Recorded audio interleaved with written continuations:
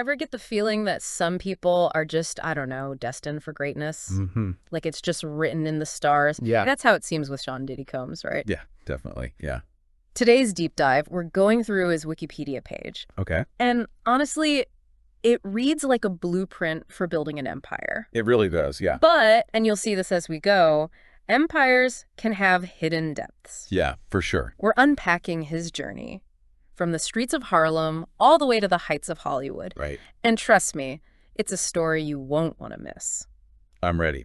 So what's fascinating to me about Combs is that he embodies this, like, relentless hustle. Right. I mean, he wasn't born into privilege. He was shaped by it. That's a good way to put it. Yeah, and it shows. Yeah. Okay, so picture this, right?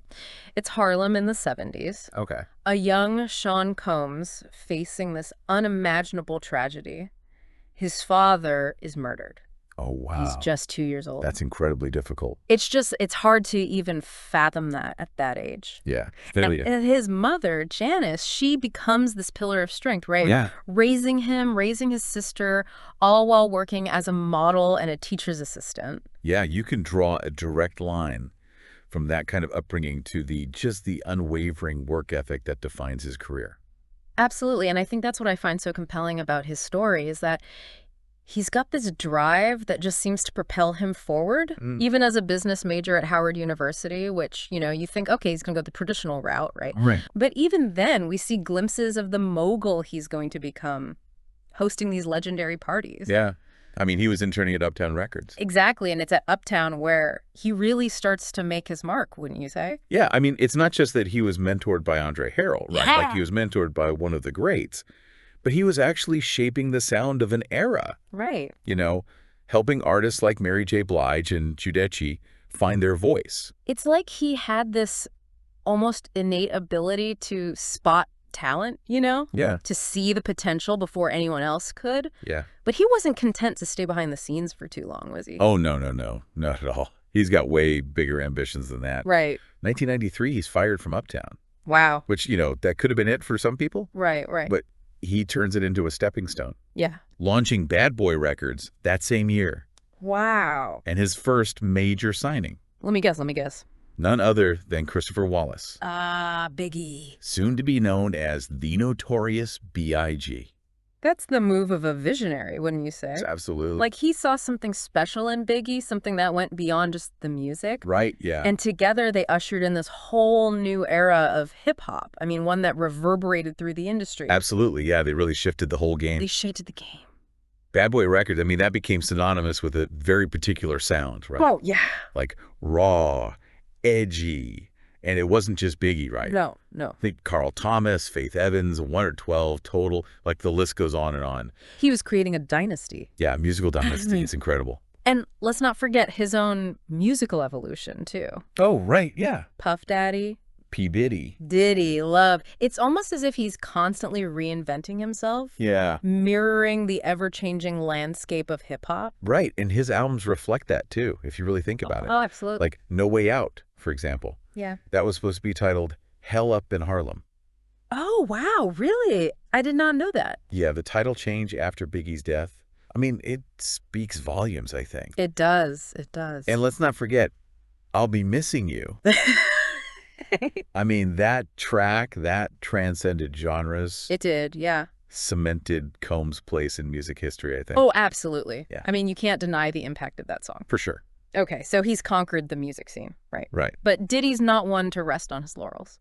No. He's got this entrepreneurial spirit that just won't quit. Yeah, he's got the drive. He does, and suddenly he's everywhere, right? Yeah. Fashion with Sean John, acting in Monsters Ball, Right. even gracing Broadway in A Raisin in the Sun. Yeah, why not? And who could forget making the band? Oh, that's right. Yeah. Reality TV. Reality TV. The guy was everywhere. This is where you see the breadth of his talent and his influence, I think. Oh, for sure. It's like he's not just riding the wave of hip-hop. Right. He's like shaping culture, pushing boundaries, building this empire that extends far beyond just music. Yeah, and incredibly successfully, too. I mean, it's pretty amazing. It really is. But I don't know, looking back, it makes you wonder what fueled that ambition. Was it the early years in Harlem? Right. Was it this desire to create something lasting, a legacy? Hmm. Or was it something else entirely? Yeah, I mean, those are good questions. Because here's the thing.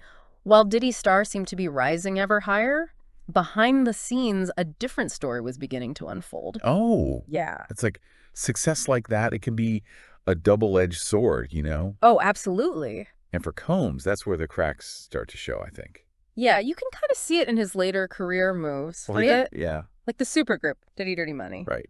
Or the mixtape. Yeah, they felt different. He did, right. Like he was searching for something. Almost like he was trying to recapture that early magic, but the landscape of hip-hop had changed. Totally, yeah. And it's, I don't know, even the 2016 Bad Boy Records reunion tour. Yeah. It felt more like a celebration of the past than a vision for the future, wouldn't you say? Yeah, it felt a little bit like looking back rather than looking forward. Right, exactly. And it's against this backdrop that the allegations surface and the narrative takes this really dark turn. Yeah. 2023, Cassie Ventura, his former partner, files this lawsuit. Right. And what's striking is not just the accusations themselves, but the fact that they span years. Yeah. And the accusations are incredibly serious. They are. We're talking about rape. We're talking about sex trafficking, abuse. Yeah, it's really heavy stuff. It really is. And it's this stark contrast to the public image, right? Totally. This larger-than-life persona. Yeah, it makes you question, like, how could someone so successful, someone so seemingly in control, how could they be capable of these things? It's a big question. It is. And the indictment itself, it's not pretty. No. It paints this picture of a really systematic pattern of abuse. Right. This deliberate attempt to silence and control. Yeah, it alleges that he was using his power and influence to manipulate and exploit. Yeah. Yeah. Creating this environment where these actions were allowed to flourish. That's what's so disturbing about it, is that it wasn't just, isolated incidents. Right, it suggests a pattern. It suggests a pattern. And so now here he is, right? Yeah. Denied bail, on suicide watch, facing this mountain of legal challenges. I mean, it's hard to reconcile this version of Sean Combs with the one who built this empire on music and charisma. It really is. It's like we're talking about two different people almost. It's like this dark undercurrent that was always there, but hidden beneath the surface. Yeah. And it goes beyond Combs himself, right? Yeah. I mean, this case, it has the potential to really expose the underbelly of the music industry. Oh, absolutely. Like that dark side of fame and power that we don't often talk about. That gets swept under the rug. Exactly. We're talking about a system that often protects its own. Right. Where silence is golden and speaking out can have really devastating consequences. Yeah. And, think about the power dynamics at play here, right? Oh, absolutely. Especially for young artists. Especially for young artists trying to break into the industry. Right. The pressure, the fear of retaliation, it's a lot. It's a recipe for exploitation, unfortunately. Yeah, and for those who do come forward. Right. It's not easy. The scrutiny, the doubt, the victim blaming, it's a heavy burden to bear. It is, and that's what's so important about having these conversations. Absolutely. Because we have to create a space where people feel safe to come forward. Yes, and where they're actually believed. Exactly. And in this case, it's not just one person coming forward, right? We're talking about multiple lawsuits. Right, some dating back decades. Decades. I mean, that speaks volumes. It really does. It suggests a pattern of behavior that was allowed to continue, unchecked. Perhaps even enabled by those around him. That's the thing, yeah. It's not just about him, it's about the system that allowed this to happen. And this is where it gets really unsettling. We're not just talking about individual allegations anymore. Right. We're talking about a potential network of enablers, a culture of silence that allowed this to happen. It's like a conspiracy of silence, And it's that conspiracy that makes this case so significant, I think. It does, yeah. Because it has the power to spark a much-needed conversation, About accountability. About accountability, about creating a safer, more equitable industry for everyone. It's a conversation that's long overdue, I think. Because if we don't learn from this, if we don't demand better, then who are we really protecting? Exactly. It's time to do better. It makes you wonder, what will it actually take for real change to happen? That's the million-dollar question, isn't it? It is. I mean, is it legal action? Is it public pressure? Right. Do we need, a complete overhaul of the system? It's probably a combination of all of those things, I would imagine. Probably, yeah. Legal accountability is crucial, I think. Oh, absolutely. But so is actually shifting the culture. Yeah. We have to empower artists to, especially young artists, emerging artists, to recognize and speak out against exploitation. 100%. Yeah. We need to give them the tools and the support to be able to come forward. Absolutely, and to feel safe doing so. Exactly, yeah. And let's be honest, this isn't just the music industry either. Oh, no, not at all. We see these power dynamics play out everywhere. Everywhere, yeah. Hollywood, every field where, success often comes at a price, it seems. It's about recognizing those patterns, right? Yeah. Like being able to spot toxic behavior. Right. And calling it out. Yes. And I think it's about, really actively creating a culture where everyone feels safe and respected. It's a heavy topic. It is, yeah. But it's one we can't afford to ignore. No, definitely not. Because this story, Sean Combs' story, it's bigger than just one man. So much bigger, yeah. It's like a microcosm of a much larger issue. Yeah. A reminder that success doesn't erase accountability.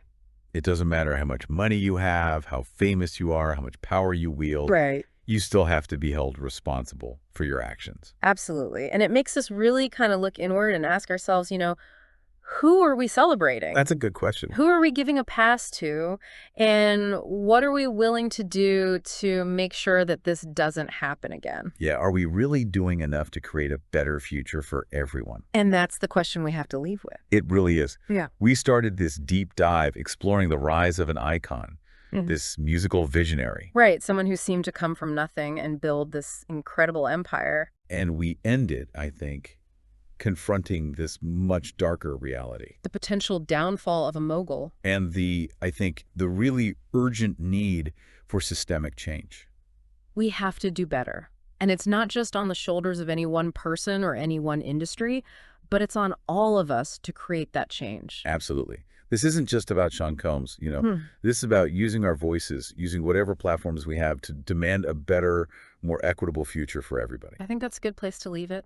Thank you so much for taking this deep dive with us today. It's been enlightening, it's been heavy, but it's been really important. And we hope you'll join us next time for another deep dive into a different fascinating and sometimes troubling corner of the world.